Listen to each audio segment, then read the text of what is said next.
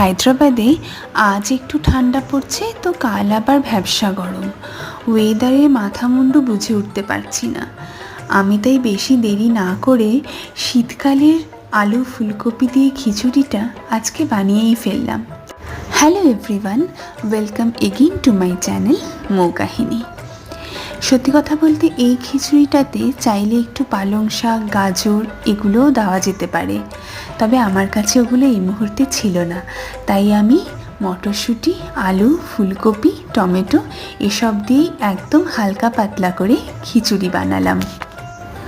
আর এরকম শীতের দিনে রাত্রিবেলা যদি এরকম এক প্লেট খিচুড়ি আর তার সাথে একটু ডিম ভাজা, একটু আলু ভাজা, বেগুন ভাজা, টমেটোর চাটনি হয়, বলুন তো এর থেকে বেশি তৃপ্তি কি আর কোনো খাবারই পাওয়া যায়?